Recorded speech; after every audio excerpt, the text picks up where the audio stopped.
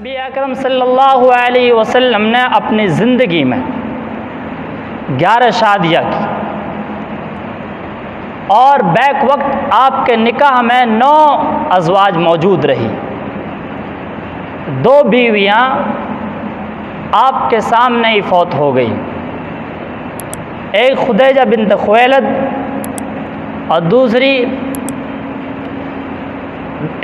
Bint खुज़ैमा। ये आप ही के सामने वफ़ात पा गई थी। इनके अलावा 9 बीवियाँ बैक वक्त आप जब आप वफ़ात कर गए थे उस वक्त में मौजूद थी। सबसे पहले हम अगर ये जानना चाहें कि हुज़ूर अकरम सल्लल्लाहु अलैहि वसल्लम के निकाह से कौन मंसूब हुई, तो एक बहुत ही नेक दीनदार ताजिरा खातून आपसे जुड़ी।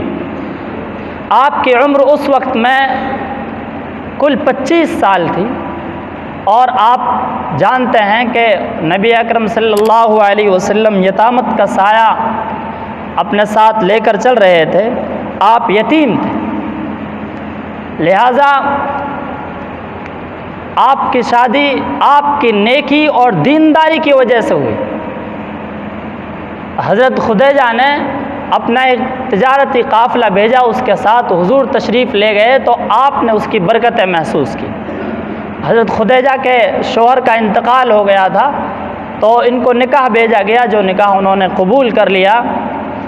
उस वक्त में आपकी उम्र 25 साल और हज़रत खुदैजा की उम्र 40 साल थी और आप ज़ाहिर है कि बेवा थी, आपके शौहर का इंतकाल हो गया था।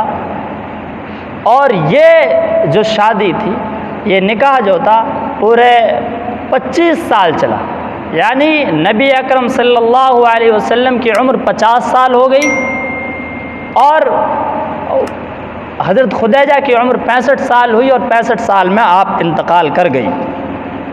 हज़रत खुदैजा रज़ी अल्लाह ताला अन्हा ने अपनी ज़िंदगी में जो माल था सारा हुजूर के लिए पेश कर दिया और हुजूर ने दावत में उस तमाम माल को सर्फ कर दिया। वो आपकी वाहिद मुशीर थी, वो आपके गमखारी करने वाले थी। जब आप दिल बर्दाश्त हो जाते तो आपका अव्वल ठिकाना और आखिरी ठिकाना हज़रत खुदैजा बिन्त खुवैलद हुआ करती थी। आपका इंतकाल जब हुआ तो नबी अकरम सल्लल्लाहु अलैहि वसल्लम को बड़ा मलाल हुआ।